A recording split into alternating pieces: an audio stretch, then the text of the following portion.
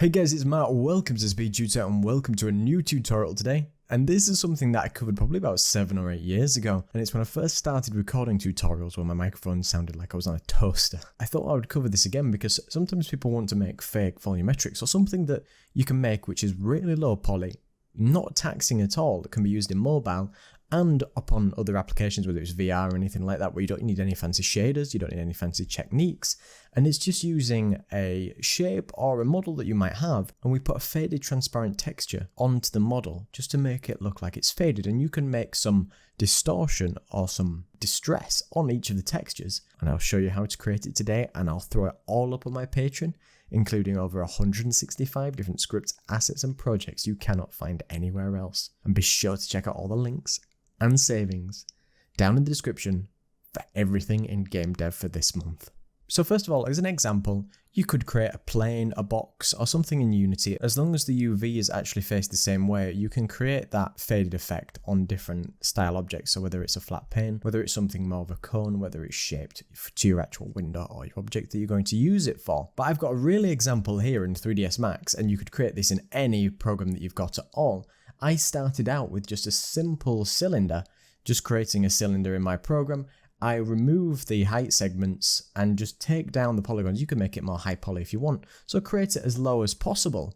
And then from there, you can just remove the top and the bottom because we don't want to be able to have any texture there. And then you can potentially scale the bottom because the light would fade to the bottom, so we can scale it in like this. And you want to make sure that on your UV map that it looks like it's pretty much even. This could do with just scaling up slightly on the UV map, but I will put all this on my Patreon so you can get access to it in case you want to learn it yourself.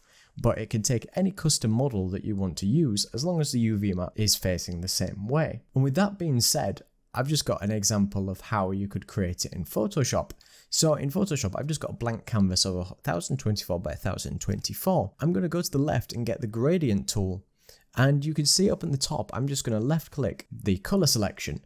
And in the top right, you can see that we can turn our opacity. It might already be in full. You can turn the opacity all the way down. So we've got a faded texture all the way at the end. And then you can change the color of your fade or your gradient. I usually like to have it as white. So then you can actually set the color of whatever you want your fake volumetrics to be, just in Unity or something like that. Now you can create yourself a new layer and just start from the top, hold shift, drag down, and you'll create that gradient. And again, if you need to adjust how far or along the gradient will appear, you can pull this top left black dial and then you can move that along, and you can see that when I redo my gradient, it will go across, but I only want a very, very subtle thickness right at the top to very long fade out, just to make it a lot more of a subtle effect. And as you can see in Unity, this would make a very solid fake volumetric without any distortion. But if we go back into Photoshop, for instance, you could just grab your eraser tool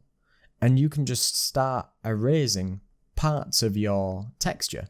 And you can save that out as long as you save this out as a PNG, and you'll get some distortion and some variation on how your actual volumetric will look. Now, in any version of Unity, this would actually work. So what you can do is you can right click, create, and choose material. And then when you've created a new material, I've just got 2 different materials, which is a fake and a distressed. What I'll do is I'll just duplicate the clean so you can get this as an example.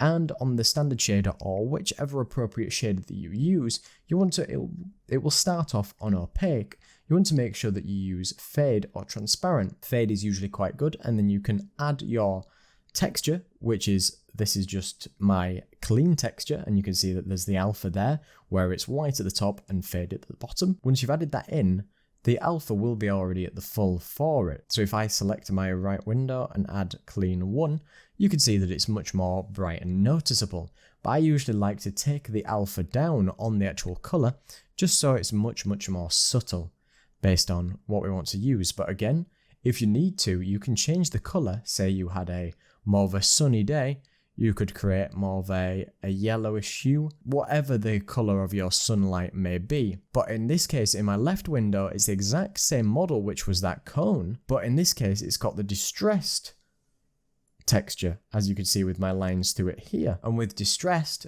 normally it would look like this. If we pull the alpha down very slightly, you can just get more distortion with how you want it to look. And I also did just create some basic dust particles just to follow it through, and then when you press play in your scene here, you can see it just like so. You can see the fake volumetrics that are there, and you can see the dust that's in our scene, if that's what we're looking to create. And as I said, the cone is pretty much 16 triangles. It's using one texture, which is just a very simple, you could make this much smaller if you wanted it to be even more optimized, and it uses one material which you could share across multiple different objects. So I'll put this on my Patreon, I'll put this with the models, the textures, the materials, and the test project on my Patreon for you to get hold of if you're interested. So let me know what you think, and if you have any cool sort of little fakey cheaty ways, don't forget to check out all the great savings this month for Unity, and all the best game dev savings that I've got the links in the description. Be sure to check out all my great assets on the Unity store and on my website for bonus discounts.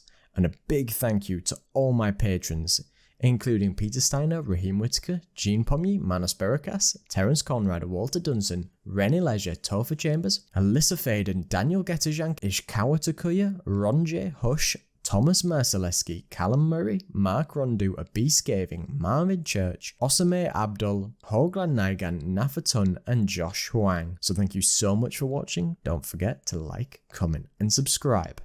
Cheers.